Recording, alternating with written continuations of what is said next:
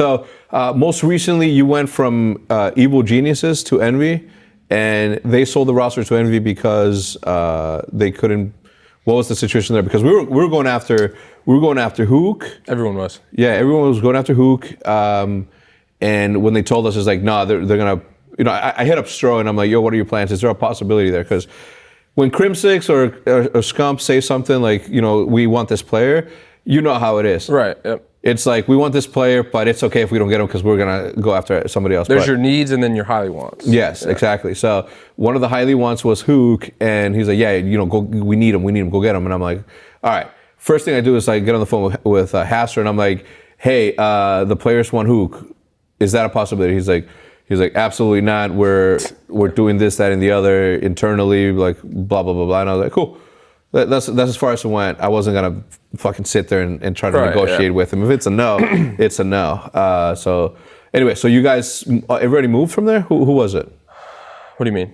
Who from EG? The whole team? Yeah, everyone, coach included. So, I'll give you a little backstory. So obviously we had heard the rumors of 5v5. We had just won champs. Like, our stock is high. We're looking for the best deal. Things are going good. We were fearing 5v5 originally just because, we had just won champs. It's 644. We all benefit. It's great for everyone. We don't got to move orgs. And basically we were just looking out at all the talent. And we're just like, man, this is going to really suck if we have to stay on EG and find a fifth. And it was looking really hard to do so. And we tried. Philip, Aram, the EG CEO, really good guy. Got to know him throughout the whole last year. He was going to bat for us to get us a fifth. But like you said, Stro has Hook, Splice had Jur. There was just a lot of players that we would want to recruit that they didn't want to give up. Yeah. So we reached out, and a lot of people don't know this, but we were actually talking to Splice before we were talking to Envy, because we didn't think the Hook thing was a possibility because a lot of teams did want him, and we didn't know if Hastro was going to let him go. There was FaZe involved, you guys involved.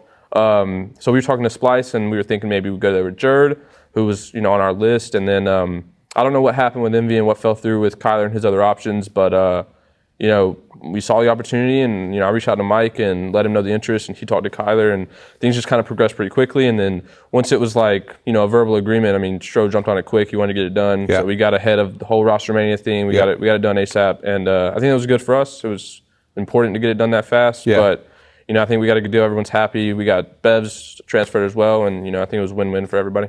Yeah, for us, it was one of the first times ever where we were scrambling bad because Damon had just been on the bench for an entire year, and we were sort of scrambling to get different people. Originally, we thought TJ wouldn't play with us if Gunless didn't play because they wanted to play together, and then we had to convince Karma to come back and play with people who, in many different people's eyes, sort of turned their back on them. Right.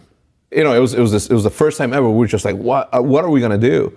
And it felt weird because we've never been in that situation, right? It's usually everything lines up, correctly, and then we benefit from it.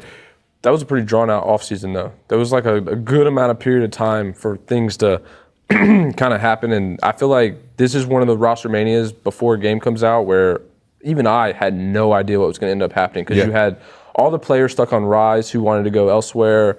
You guys needed 2, and then you still didn't know where Damon was. So it was there was just a lot of possibilities that could have happened. I think a lot of people in the scene just don't know about. Yeah. I think that's the cool part about roster mania is keeping those things under wraps and not letting everyone know. Yeah. And it's not about, keeping a secret for them for the entertainment sake or for the secrecy sake of it. It's literally so many moving pieces that if you say, okay, we're going to go after Hook, then that triggers this sort of domino effect where Envy's going to be like, okay, well, if they come after Hook and Hook wants to go, there's going to be, so let's start preparing for plan B and C if that doesn't happen. And specifically this year, because it went to 5, and I remember you and I had a brief conversation on Twitter. It's we'll see how it goes. But one of your concerns was, and I agreed with it, one of the first things when I heard about the rumor and I started reaching out to the powers that be, I said, you guys have to make sure that the money goes up because it's going to be an expense on everybody, right? The players will suffer if you leave the prize pool the same. That was one of your concerns. And then, are you guys still going to be paying for travel and all this stuff? So it was a concern for everybody. If you think about it, switching something up that isn't broken is a flip coin. All right, the only one that thought it was broken was the devs because they were creating a game that we were playing a little watered down. Yeah. But yeah. What did you think about now that you've been in 5v5 for the last couple of months? I mean, it definitely plays different, but that's an adjustment you make every year. But I do think I want to give a big shout out to Treyarch. I mean, they really have been on top of it, getting rule sets. You know, I wouldn't say beneficial to the pros, but like just making it as competitive as possible. And I think that was something we really feared last year with us going to 5v5. They did their job of kind of meeting us halfway and getting us a game that we can play at a competitive rule set. So good job to them. Yeah, I agree. Now there are. So we met in the middle, right? We went from 6v6 in pubs and 4v4 in competitive to 5v5 men in the middle. We didn't. You know, the cross-pollination wasn't too hard in the competitive setting. With gentlemen's agreements, which obviously we can't freely talk about because it's whatever, but I think that this year they've done a really good job at least listening to what you guys have to say in terms of the level of competition that's out there and what benefits not only the playing field, but what's most entertaining for the people that buy the tickets and buy the jerseys. You don't want things that can be exploited easily, and I think they finally understood that and kind of came to terms with us that, hey, we're playing the game at a different level. Things are different for how we play it and how we use it. And I think they gave us they lended an ear and definitely listened this year for sure. Yeah. What do you think is one of the main things that that's making this year an easy transition going from 4v4 to 5v5? And what I mean by that is it the fact that the maps are specifically catered for 5v5 or? See, me and Cap had a conversation about that. We were playing 4v4 on maps designed for 6v6, and now we're playing 5v5 on maps designed for 5v5. So I think that's why you see the little more hecticness than you've seen in the past. Yeah. I think it's always weird, right? Like as competitive players, as pro players, we're playing the game differently than the casuals. Like when you put 10 players hitting on both teams, right, hitting one side of the map, it just kind of looks like a clusterfuck, right? Yeah.